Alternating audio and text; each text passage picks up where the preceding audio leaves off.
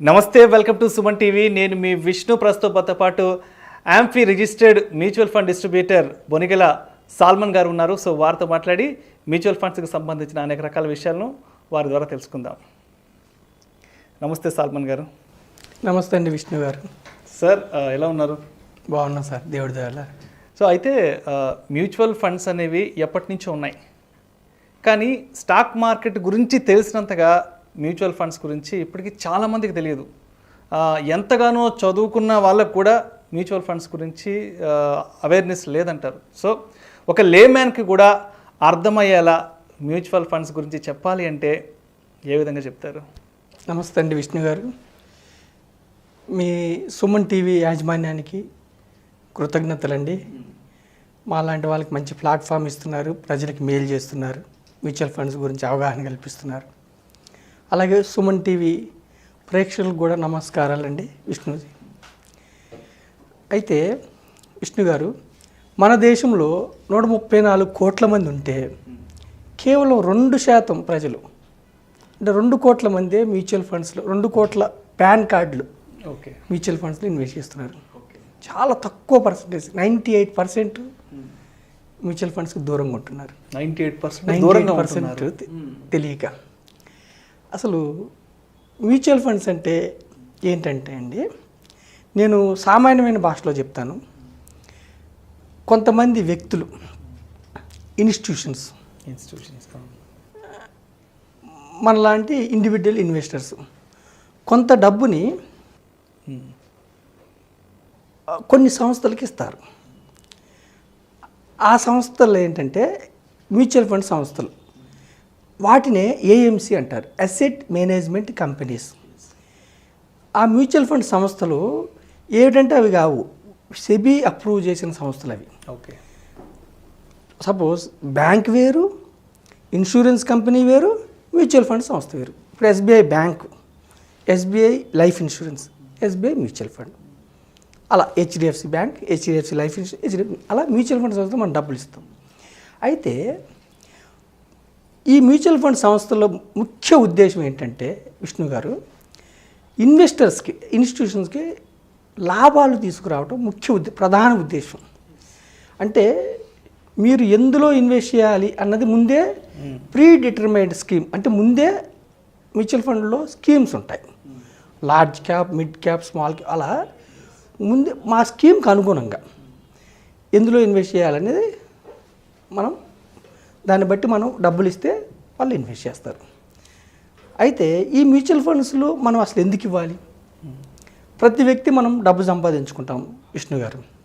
అయితే మనం బ్యాంక్స్లో డబ్బు దాచుకుంటే మనకి savings account, recurring deposit are FD ఉంటాయి. సేవింగ్స్లో మనం 100 రూపాయలు పెడితే సంవత్సరానికి 4% కంటే తక్కువ వస్తాయి. అంటే 100కి 4 రూపాయలు వస్తాయి సంవత్సరం తిరిగిన తర్వాత. 4% అంటే నెల లెక్కేస్తే 4/12 వేస్తే పావలా వడ్డీ వస్తుంది. అలాగే ఎఫ్డి కానీ ఆర్డీ కానీ చేస్తే 6% వస్తుంది. అంటే ఇన్ఫ్లేషన్ కంటే కూడా తక్కువ. ఇన్ఫ్లేషన్ ప్రజలు తెలుసుకోవాల్సింది. ఇన్ఫ్లేషన్ అంటే ద్రవ్యోల్బణం. ప్రతి సంవత్సరం మన డబ్బు 6 to 7% ద్రవ్యోల్బణం, 5 to 6 or 6 to 7% 100 రూపాయలు నెక్స్ట్ ఇయర్కి వచ్చేవరకు 94 రూపీస్ అవుతుంది. తర్వాత సంవత్సరంలో 88 రూపీస్. అంటే మన డబ్బు విలువ తగ్గిపోతూ ఉంటుంది. అందుకే మన తాతల కాలం నాటి పావలా కూడా విలువైంది, రూపాయి కూడా. ప్రతి సంవత్సరం డబ్బు విలువ తగ్గిపోతుంది. కాబట్టి మనం ఇన్వెస్ట్ చేసే డబ్బు ఇన్ఫ్లేషన్ కంటే ఎక్కువ వచ్చే దగ్గర ఇన్వెస్ట్ చేయాలి. బ్యాంకులో మనకి జస్ట్ 4% సేవింగ్స్ వడ్డీలు వస్తుంది, ఎఫ్డిఆర్డీలో 6% వస్తుంది.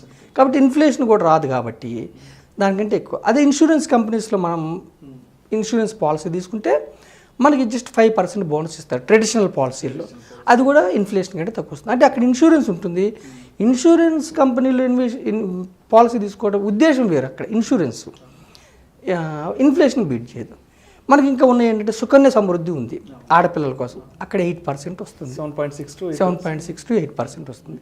అలాగే పీపీఎఫ్ ఉంది. ఒకప్పుడు ఎక్కువ ఉండేది పీపీఎఫ్లో, ఇప్పుడు 9% అలా వస్తుంది. తగ్గిపోయింది, 9% వస్తుంది.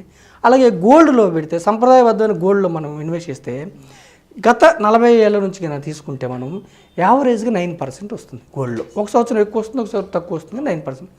అయితే అసెట్ క్లాసెస్ అంటే ఒక వ్యక్తి ధనవంతుడు అవ్వాలంటే 3 అసెట్ క్లాసులు ఉన్నాయి, 2 అని చెప్పుకోవచ్చు. ఒకటి రియల్ ఎస్టేటు, రెండోది shares and mutual funds. Shares and mutual ఫండ్స్లో సెన్సెక్స్ 79లో స్టార్ట్ అయింది విష్ణు గారు, 100 పాయింట్ల దగ్గర స్టార్ట్ అయింది. ఈరోజు 6th ఆగస్ట్ 7th ఆగస్ట్ 2021 ఈ రోజుకి అరౌండ్ 54,000 ఉంది సెన్సెక్స్. అంటే 100 రూపాయలు 79లో ఇన్వెస్ట్ చేస్తే ఈ రోజుకి 54,000 అయింది. అంటే 540 టైమ్స్ పెరిగింది. మధ్యలో ఎన్నో ఆటపోట్లు వచ్చాయి, 2002లో కానీ 2009లో కానీ 2020 కోవిడ్లో కూడా కరెక్షన్ వచ్చింది. అయినా కానీ స్టాక్ సెన్సెక్స్ గత 40 ఏళ్ళ నుంచి 16% CAGR అంటే కాంపౌండ్ యాన్యువల్ గ్రోత్ రిటర్న్ 16% వస్తే ఇన్ఫ్లేషన్ 6% పోయినా కానీ 10% మిగలటం వల్ల ఒక సామాన్య వ్యక్తి వెల్త్ క్రియేట్ చేసుకుంటాడు. 79లో ₹1,00,000 పెట్టిన వ్యక్తి 5,40,00,000 అయింది ఈరోజు సెన్సెక్స్లో. అయితే మనకి సెన్సెక్స్, స్టాక్ మార్కెట్, ఈక్విటీలు, షేర్లుగా ఇన్వెస్ట్ చేయాలంటే నాలెడ్జ్ ఉండాలి. సో మన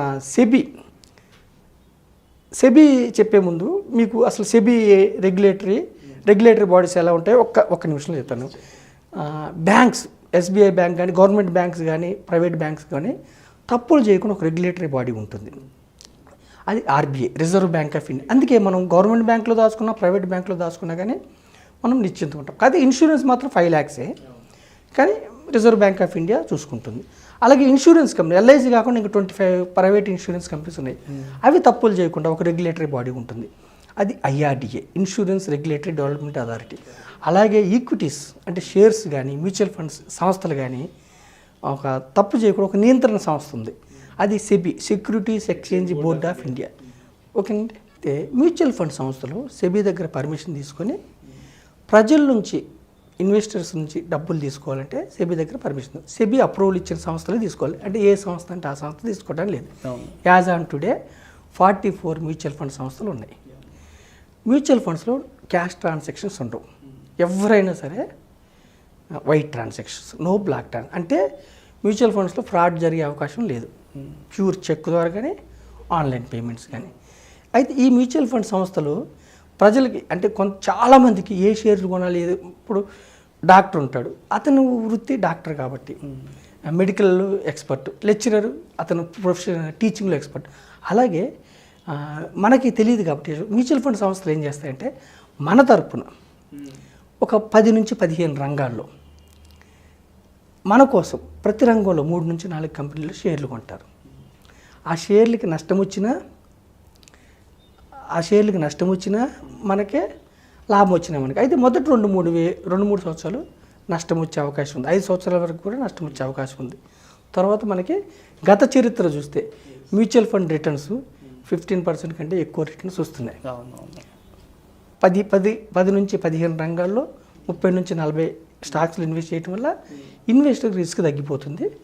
మెయిన్ ఉద్దేశం మ్యూచువల్ ఫండ్స్ అంటే ఏంటంటే మీ డబ్బును తీసుకొని మీకు లాభం, వెల్త్ క్రియేట్ చేయటం ప్రధాన ఉద్దేశం. రెండో ఉద్దేశం ఏంటంటే మ్యూచువల్ ఫండ్స్ యొక్క రెండో ఉద్దేశం ఏంటంటే ఇన్ఫ్లేషన్ బీట్ చేసి రిటర్న్స్ రావటం రెండో ఉద్దేశం. అందుకనే మనం మ్యూచువల్ ఫండ్స్ తీసుకోవాలి. మ్యూచువల్ ఫండ్స్లో ఫ్రాడ్ అనేది ఉండదు. Pure white transaction, pan link transactions. ఇంతకుముందు మైక్రోసిప్ 50,000 లోపు అయితే ప్యాన్ లేకపోయినా ఇప్పుడు ప్యాన్ మ్యాండేటరీ చేసింది సెబీ. చాలా ట్రాన్స్పరెంట్గా ఉంటుంది. మండే టు ఫ్రైడే మీకు మెసేజ్ వస్తుంది. అందుకని మనం మ్యూచువల్ ఫండ్స్ ప్రధాన ఉద్దేశం మీకు లాభం రావటం. రెండోది ఏంటంటే మనకు తెలియకపోయినా కానీ మన తరపున ఒక ప్రొఫెషనల్ ఫండ్ మేనేజర్ ఉంటాడు, అతను మనకి వెల్త్ క్రియేట్ అయ్యేలాగా చూస్తారు. ఇది మ్యూచువల్ ఫండ్ ప్రధాన ఉద్దేశం.